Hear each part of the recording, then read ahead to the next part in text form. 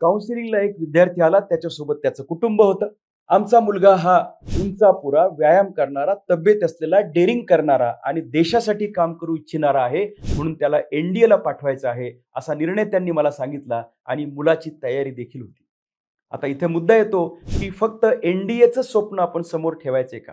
Focus नक्कीच करायचा आहे. खूप आधीपासून जर ती तयारी केली तर एनडीएची परीक्षा आपल्याला यशस्वीपणे पूर्ण करता येऊ शकेल. परंतु करिअर काउन्सिलिंग करताना मला प्लॅन बी काढून द्यावे लागतात आणि हे नाही झालं तर ते काय सांगावं लागतं. त्यांना मी सांगितलं 12वी नंतर एनडीएची परीक्षा, त्याचबरोबर 10+2 डायरेक्ट एंट्री टेक्निकल ऑफिसर याचा देखील विचार करावा. पीसीबी जर घेतलं तर नीटची परीक्षा आणि एएफएमसी मधला डॉक्टर आणि आर्मी मधलं त्यातली सेवा हा देखील ऑप्शन सांगून ठेवला. 12वी सायन्स आणि पीसीएम ग्रुप सकट इंजिनिअरिंग केल्यानंतर देखील पुढच्या टप्प्यामध्ये आपण कंबाईंड डिफेन्स सर्व्हिसद्वारे मिलिटरीमध्ये जाऊ शकतो, तांत्रिकी अधिकारी होऊ शकतो.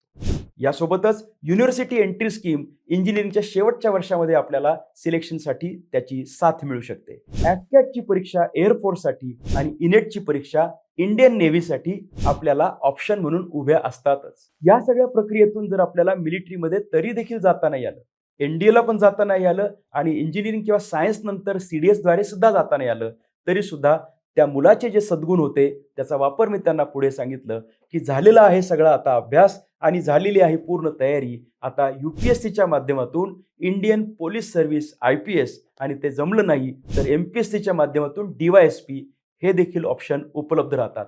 हे काहीच झालं नाही दुर्दैवाने तर एवढा प्रज्ञावंत विद्यार्थी स्वतःच्या कौशल्यावर जर व्यवसाय चालू करणार असेल तर धारिष्ट्य तिथं देखील उपयोगाला येईल आणि या सगळ्या प्रक्रियेमधून देशसेवा हे त्याचं उद्दिष्ट आहे ते सफल होऊ शकेल. प्लॅन ए नुसता महत्वाचा नाही मित्रांनो, प्रत्येक स्टेजवरती आपल्याला ठरवायला लागेल की मूळ हेतूशी आणि ध्येयाशी मी कसा कनेक्ट होईल.